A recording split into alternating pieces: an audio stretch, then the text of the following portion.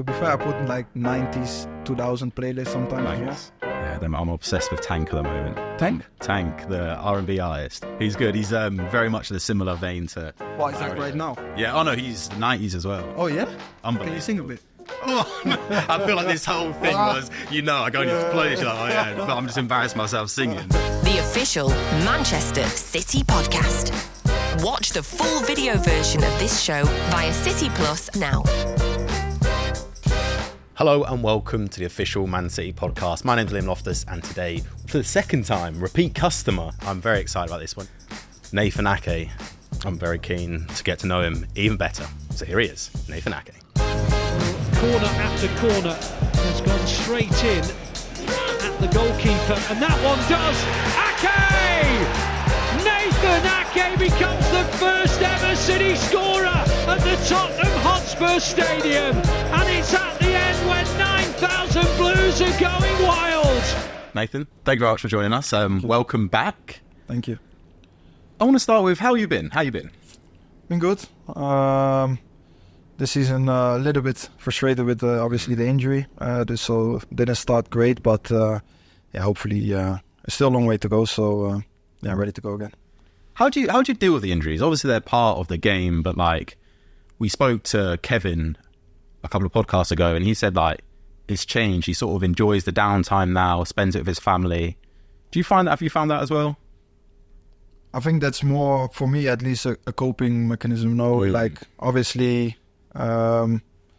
You're so frustrated that you're injured. So for me especially, you just wanna be able to play and do your thing, and if you get injured it's the worst, honestly. But what you can do then is, make the most of it, take the positive out of it. Do things with your family what you normally couldn't do, and I think that helps how you can cope with it a little bit. But it's the most frustrating thing ever. How are you enjoying fatherhood? Obviously, your child was 11 months last thing on, so a bit older now. But how are you liking it? Yeah, next month she's 2 already. So no, it's the best. I think every time she gets older, it gets even better. She's interacting. We're playing a lot. You can do things. You can go places, and you can see her enjoying it. And it's the best ever. And I'm really enjoying it. And especially when you have problems with yourself, with injuries and things like that, that just takes it away a bit. And it's the best for sure. Troublesome twos, that's what they say, right? Yeah, it's coming. You can see it, some attitude, they start to change a little bit where she doesn't get something. You can see like the terrible 2H is coming, but I'm still enjoying it. I want to talk your comeback. Obviously played in the Champions League, hit the ground running. What's the preparation like for you to come back and pick up like you'd never been gone? I mean, it might be different for me watching for you playing live, but it looked like you've been playing all season. No, thank you. No, it's okay. I think obviously the team is doing really well. They get you through it, but you're not at the best level yet, fitness-wise. I don't know, the feeling. Obviously, it's not the same as if you play every week. You have to get used to it again. And especially afterwards, dealing with the body, you get more DOMs. You haven't played for a while, so it affects you a bit. So you're trying to recover as fast as possible. And it's a bit of a hit, but it's also the best feeling ever to be back and to be playing again. Just feel a bit more the day after. Yeah, 2 days. Normally 2 days after. My physio said to me that when you get a bit older, normally it comes like 48 to 72 hours after you start to get DOMs. So that means I'm getting older a bit. Young man, you're 29, young man. No, it's old in the game, starting to get old. We're talking Champions League. What do you think of the new format? Well, it's adjust. Yeah, I don't know. I have to adjust. It's a bit different. So far, obviously, I don't mind it. We've done well. I lost a bit of the, knowing exactly which team is playing against who and stuff. Normally, I'm more involved of, watching the games and thinking, they've got this game. But now it's like a bit all over, obviously, because everyone is playing each other once.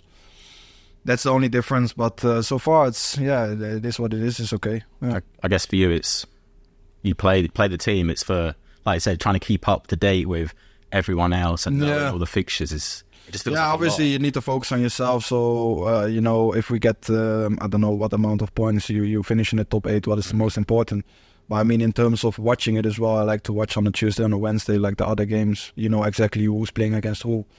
But this year I'm a bit like, I don't know who's playing who. I have to check every time live score. Okay, is there any good games I want to watch and stuff? So that's a bit different, but so far it's okay. I think the opportunity to play more teams as well is cool, right? Like being able to travel, play different teams.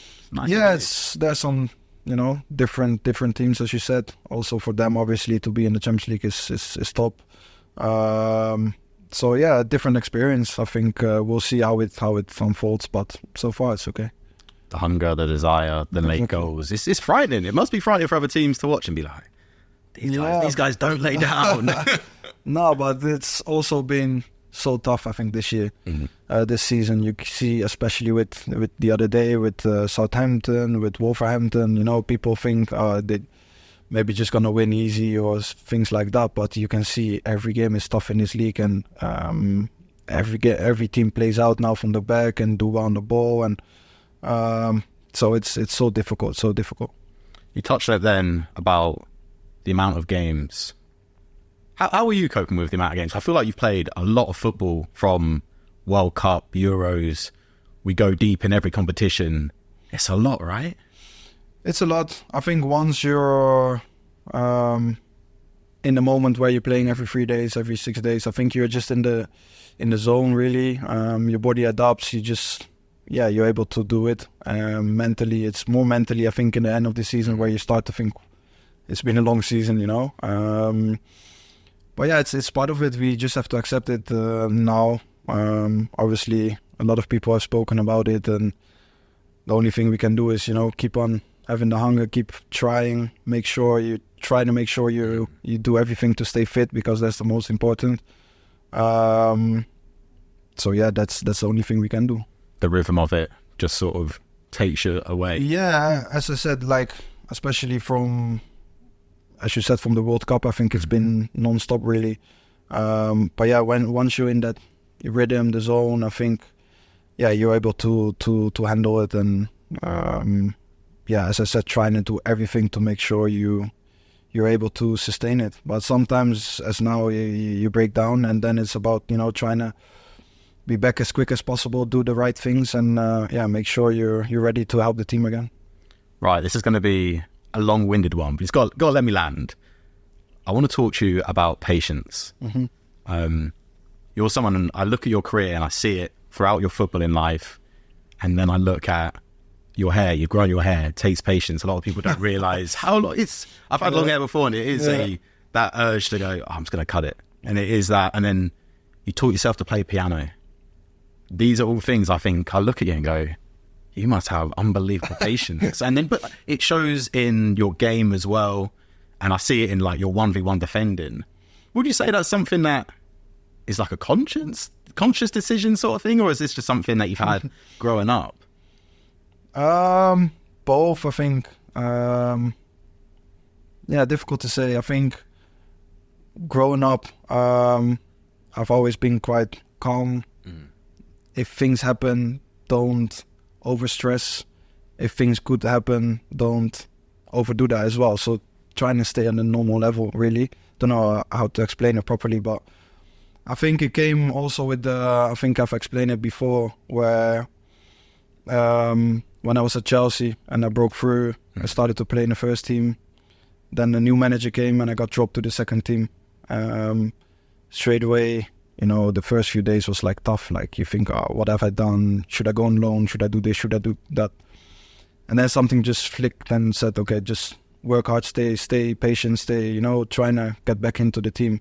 I did that. 6 months after, I got back in the first team.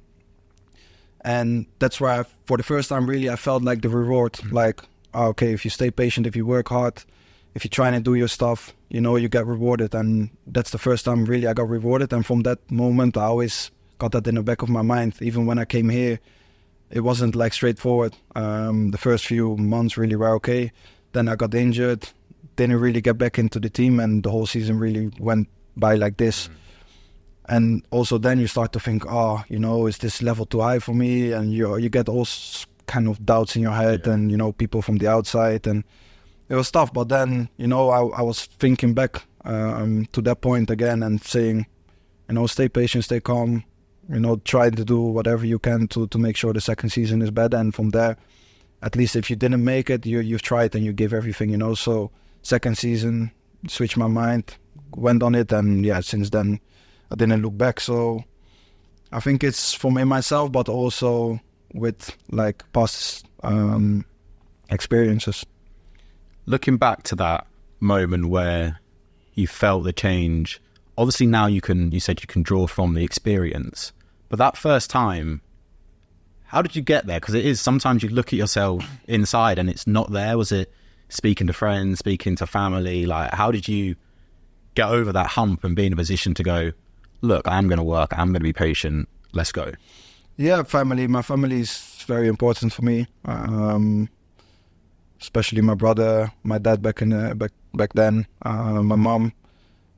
They were very important for me, back then. And now my wife, it's very important. But back then, she was still my girlfriend, so it was more my family. So, yeah, that moment, the first few days, like it's hectic, in your head. As you said, you start to think all sorts. But then you speak to them and they try to make you calm. They're not like...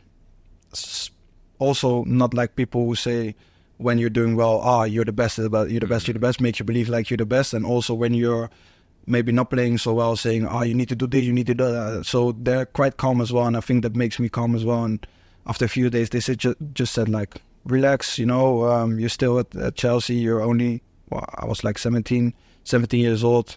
Stay with the 21s, play your games, do well, and trying to get back into it. And then it happened, and yeah. So you also need a bit of help from the outside, obviously.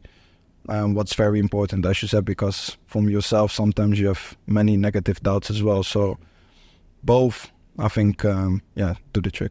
It's like giving you space to succeed, but also giving you space to fail. Yeah, exactly. And I think that's important. I've had many people as well who, like, in my youth days, like, very, very talented, but they had a lot of pressure also from the outside, from within themselves as well. Especially at a young age, I think that makes it very difficult.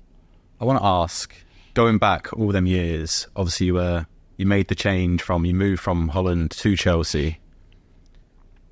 Obviously, you've spoken before that the outside noise was he's only going for the money and things like this. But for you as a kid making that move to England, internally, what were your thoughts? What were your ambitions, sort of thing?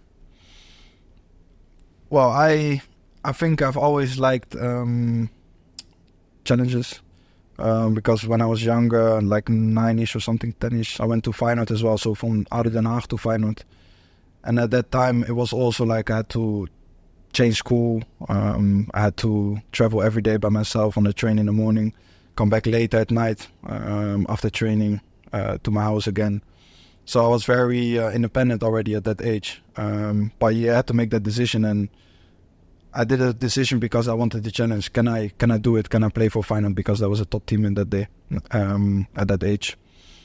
Then the same thing happened again when I was at Feyenoord. I was doing well. I was going well. Chelsea came, and I was thinking, first, the whole family and me as well, we said, nah, it's good here, I'm enjoying it. Then after a while, obviously when you visit it as well, you see everything and you're thinking, this is a big challenge. And yeah, I just wanted to see if I could do it or not. I've also had many people who had the same opportunity at my age, didn't do it. And then, afterwards you speak to them and they say, I wish I did it or at least tried, And I never want to say that to myself where I said, I should have tried, I should have done that. So I did it, and yeah, just wanted to see if I could, and that gives me the extra, boost and willingness to do it. You speak a lot about the people around you, the players around you who maybe didn't make it or make it to a level that you probably thought they could. Was that like a constant through your footballing journey, seeing people who you might thought were more talented or stuff like that, and it was like, this person's not gone on to the next stage? Was that like a big, not motivation, but was it like something that you really saw growing up and going for the ages? Yeah, a lot. I I would say I was always talented, like in my youth days and stuff. But there was a few players where you thought, oh, for sure they're gonna go to the top. They were so good and they had everything, and everyone was talking about them back in the day in the youth. And then they didn't make it, and then I always wonder why. Even now, sometimes we talk with teammates or with my family.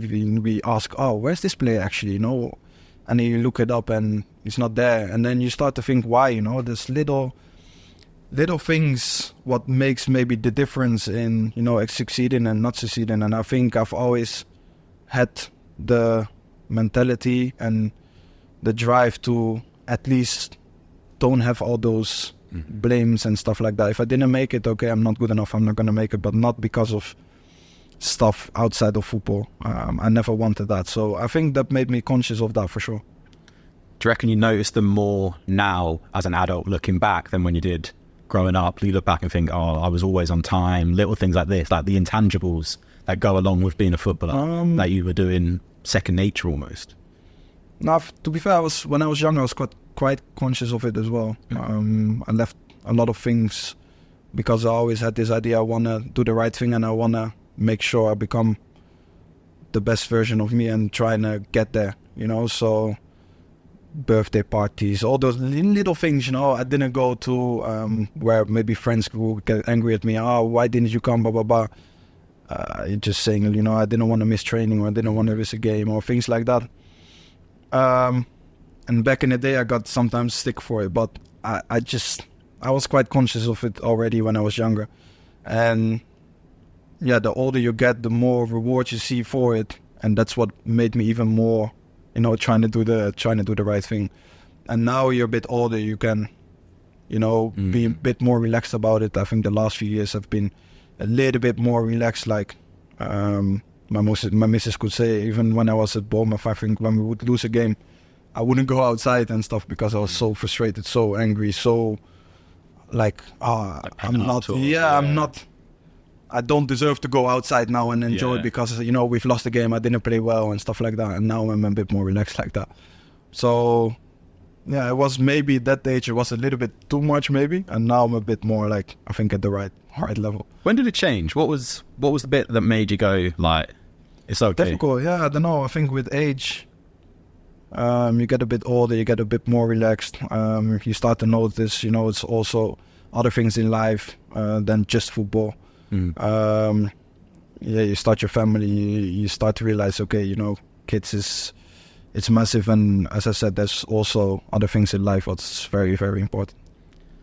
You spoke about on the last podcast having not growing up quickly, but being with your brother and his friends, you felt like you grew up quick. Do you think that's something you've carried through your career, your maturity? I think back when I watched you at Bournemouth, even as Chelsea, you've always carried yourself with a lot of maturity for your age. I mean, even now, like, still so.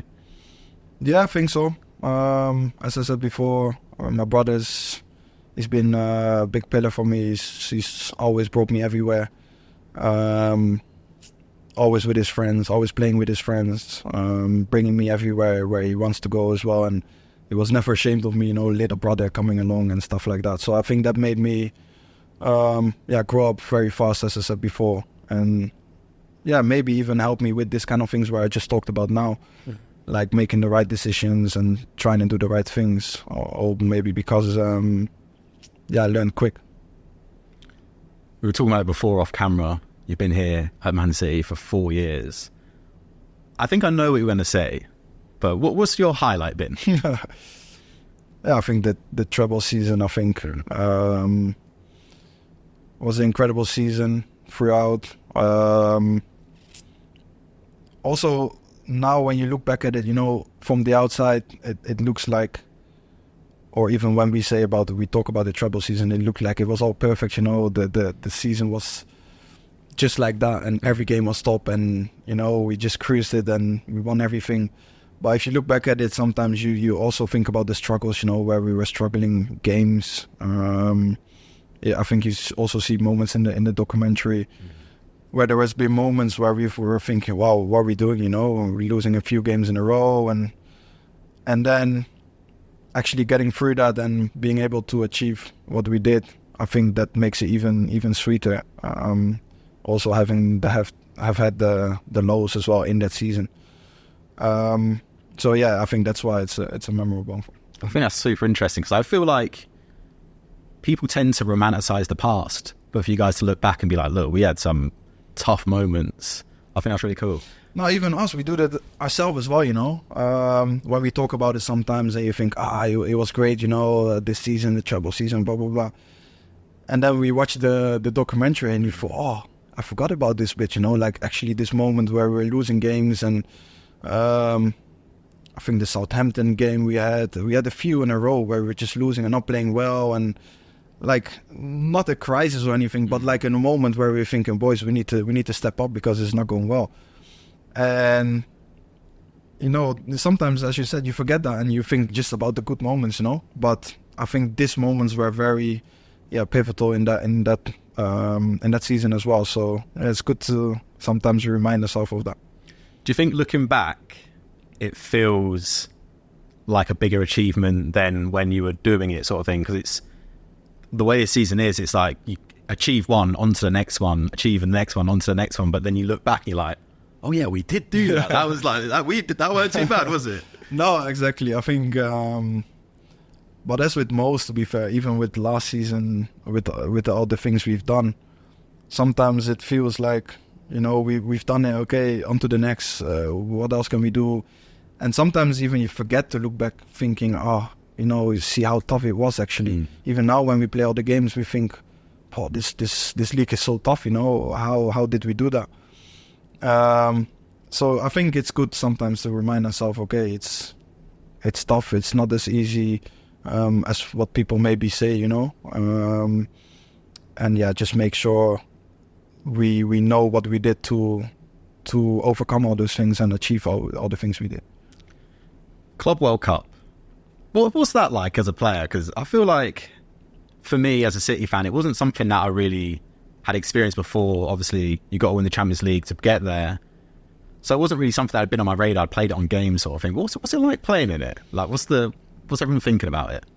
No, it's good. It was a new experience, as you said. Another country. It was teams you never really played before. So total different kind of football. But really enjoyable. Yeah, really, really enjoyed it. It's something we really wanted to win as well, because how many times you're gonna have the opportunity to play that and win that. So it was something new, but really enjoyable. It was a good experience. I spoke to Oscar last year, and he said like it was really cool playing against like Marcelo, like people that he'd idolised growing up, and he's like, now I'm on a pitch of him where he thought maybe I'd miss that chance. Yeah. It's like, oh no, I'm still getting it. It's like this amazing competition. It's cool. Yeah, no, as he said, and just the oppositions, also against Fluminense, the way they play, it's incredible. So good, all of them on the ball. Some old players, as you said, Marcelo, top player. Felipe Melo, you had there. So it was tough. It was very tough games, but great experience. Really enjoyed it. Like you said, not playing against a team that you get to play every week or every couple of months, it must be a very cool experience. Yeah, because even when we analysed them, they were the manager showed the clips from how they played in the league, and they played like really short passes and in around their box, and trying to play out at all costs. And we were doing that in training as well. And we said to each other, I don't know if they're gonna do that, because it's so risky and stuff like that. We started the game, but they started to play out and taking touches, and we were thinking, we are in for a game, because they're so good on the ball. And in the Premier League, you know most of the teams you've played against them so many times, but this was a total new experience. So it was good.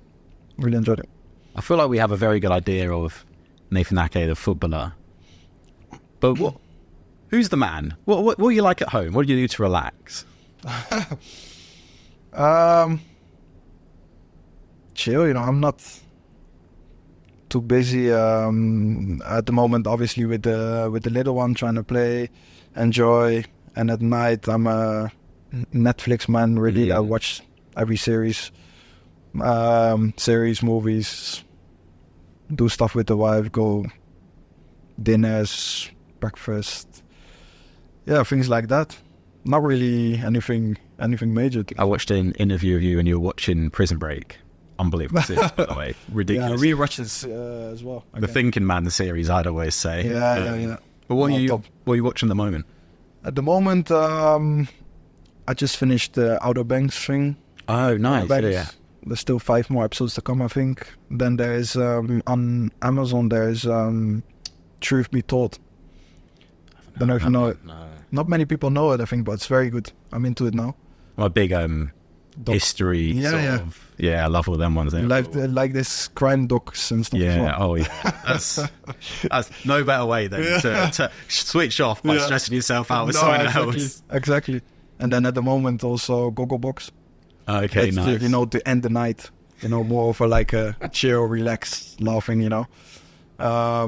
Yeah, like a chill vibe, really. I think that would be a lit series. We should get City Studios to get Gogglebox. Yeah, I think that'd be so funny. Pair up with some of the players, have you do it. It's not a bad idea. That'd be good. Yeah, I think it'd be very funny. What about music? Who are you listening to?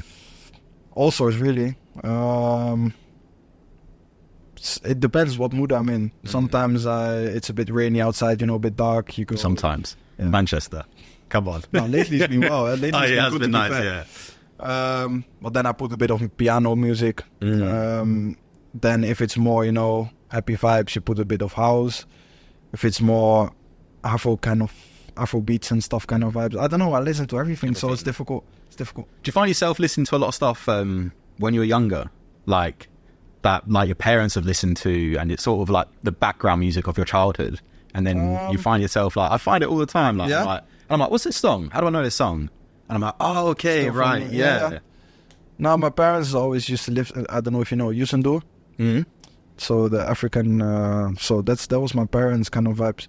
So when I heard that, then obviously I think straight away back in the day. But normally I don't really put that just sometimes. To be fair, I put 90s, 2000 playlists sometimes as well. Top.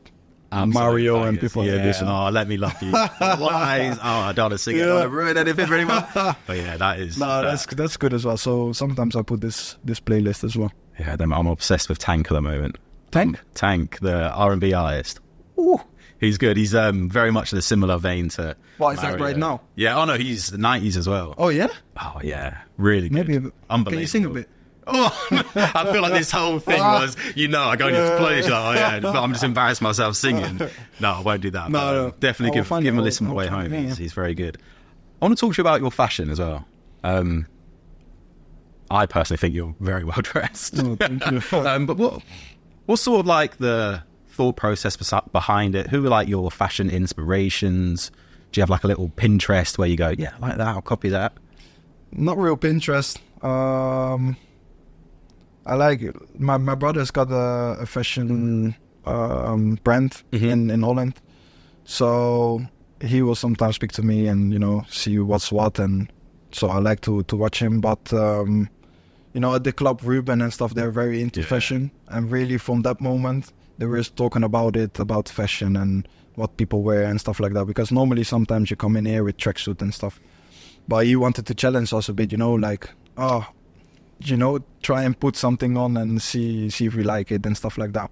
So that's a bit of the culture now at the club. Sometimes we come in and trying to see if we can dress well, like Manu, Ruben, people like this.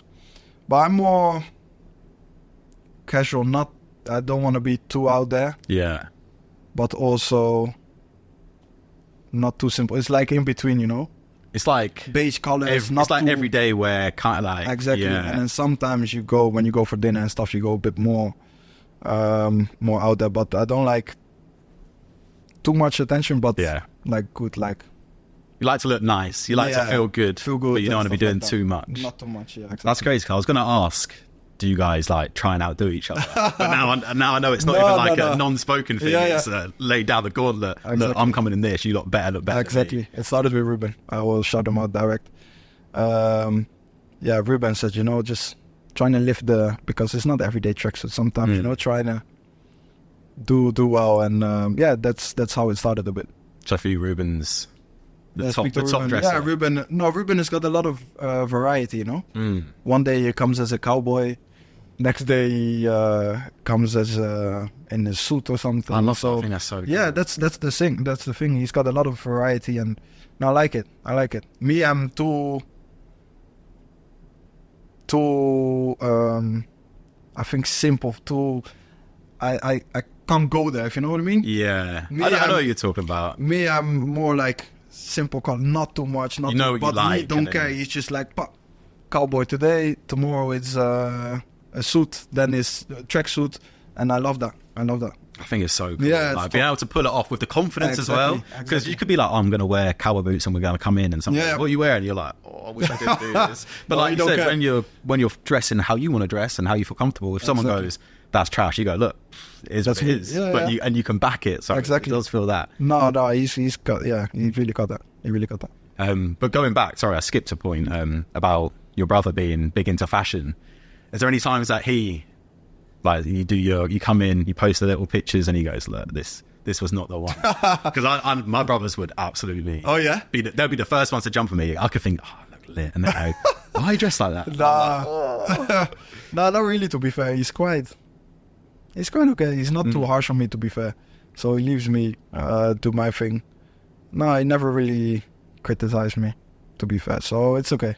It's a good brother. It's a good relationship. I'd he's say alright. that. You're the younger brother, though, right? Yeah. He's like. Oh, 4 years older. he's the man. No, Because he's I'd be nice. getting you. Yeah. I'd be getting you. I know you're into your traveling. You like your holidays. You're getting away. Are you more of a holiday? Like more of like a beach holiday, Yeah. or like not like a city break? To be fair, one of my best holidays was New York as well. But we went with my missus' family and my family. Like, so my parents and stuff, her parents, her brother, my brother. And I think that was one of my best holidays. But I think also in terms of, like, we were all together and just enjoying this experience, you know, being in New York, walking around, seeing all the things we normally see on TV and, you know, films. I think that was just experience in itself. But normally, if I really, really want to chill and relax, beach, 100%. Beach. I can say that. I would just go to the beach, be there the whole day till 5, 6, 7. You know, when it starts to get a little bit dark, Yeah. go back out. Oh, top. Are you a big swimmer? Not even, you know. Really? No, I can't even swim that well, to be fair. But Just Oh, on like- the beach. Just yeah, beach. I love to lie down, cool down a bit, and then back in. Not perfect. I like that.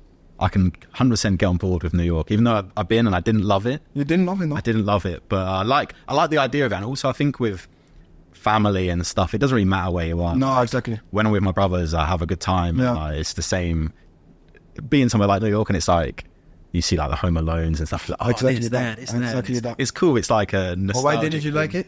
Too busy. I went during the summer. Oh, yeah, and, same.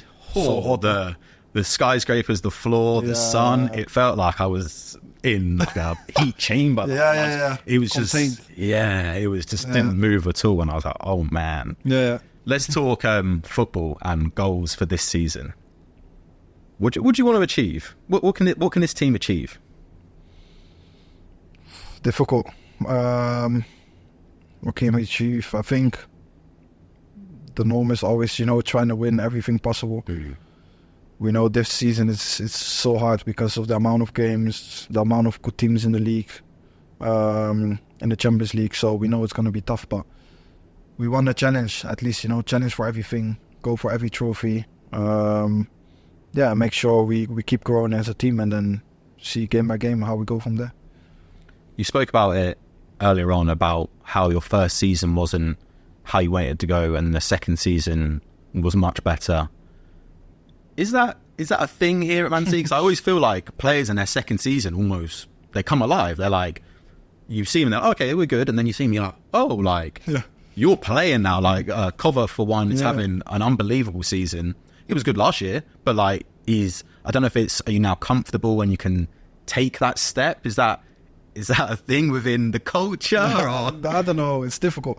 It's different for everyone else. For everyone, I think. Personally, I started actually okay. Got injured. With injury, straight away you lose a bit of confidence. Then coming back in, you feel like, at least I felt at that time, like I wanted to, because I was new, I wanted to prove so bad, okay, I'm good enough. So every game I played, I wanted to do the best passes, the best tackles, the best. and you start to overthink and you start to do things you never really do in games. Like I started to go in for tackles, I started to, give penalties away, and I'm thinking, what am I doing? I never play like that. I'm normally more calm and stuff. But that's when you trying to overshow yourself, trying to prove to yourself and to everyone else, I'm good enough to be here, because the level's so high here. And I think once I've, at least me, I'm talking about myself now, once I've been here for one season now, and the second season I thought, I know everyone. The manager still spoke faith in me, like he spoke to me and said, I've got, all the trust in you and stuff. Then you something gets released and you think, okay, let me just play my game. I know what I can do, and don't try to overcomplicate it. And then step by step, game by game, your level starts to go higher and higher, and then you feel you don't really look back anymore. So it's difficult. I don't know for everyone else, but for me it was more that kind of want to overshow, From the outside, it's like the team appears this very strong unit, and we don't make hundreds of signings every year. It's one or two come in, and I almost feel like everyone knows there's no competition winners here. You're here for a reason, and that is almost, like you said, the overthinking and making mistakes. I don't see the mistakes as a problem, like when people try things and maybe it doesn't come off or they don't achieve. And I think within the team, as you watch it, it's like, okay, you did that, it didn't come off, that's all right. And is that one of the main points of the togetherness of the team? Yeah, the team is very together, very accepting of each other. Everyone knows each other's qualities. We are very hard for each other as well. We can, when you've done something wrong, everyone, and the next day you will come in and people are killing you for it, like making jokes and, you got outpaced there, or you got what you done there. So it's a bit of bantering and stuff as well, but the main thing is everyone is together and very, very strong together. I've been in teams where it's more like, let's say, languages with each other, like little groups and stuff, but here you feel like you're with everyone, and it makes a big difference on the pitch as well. Everyone wants to fight for each other, run for each other. If one makes a mistake, the other one wants to try to cover and help it out, and I think that's a big strength in this team. That's one of the bigger benefits of having a smaller squad. I mean, you see some teams with hundreds of players on the list, but close-knit, everyone knows what they're doing, rotate in and out, works. Yeah, I think so, because also there's no time to sulk if you're not playing. Maybe when you have a bigger squad and stuff and you don't play for 4, 5, 6, 7 games in a row, you start to be frustrated, you being a bit more negative around the place and stuff like that. Where here, obviously, you have moments where you don't play for 2, 3 games, but then suddenly there's a moment, okay, you're starting, because the manager rotates a lot. So everyone has to be switched on in training. There's no time for sulking or complaining, because at every moment you have to be ready, and the manager can just put you in like that because he trusts everyone who's in this squad, So I think that's a good thing in this club as well. Okay, Nathan. So on the podcast, we always have the previous guest ask a question for the next guest. They don't know who it is, but the one we've got for you was from Laura Blinker de Brown, and she wants to know, what was the best moment of your career? I think for me, simple. I think winning the Champions League, I think, is something I've always dreamt of, and to be able to do it was a massive achievement for myself. So I will say that moment. So hard to top. To top, right? I don't know what else to say, really. And next up, your question for our next guest. I'm gonna turn around. What is the most challenging moment in your career? Love it. Should be a hard one. Nathan, thank you very much for talking with us today. Thank you very much. Absolute pleasure. Best of luck with the rest of the Thank you very much. Appreciate it. Thank you. The unbeatable official Manchester City podcast. Watch the full video version of this show via City Plus now.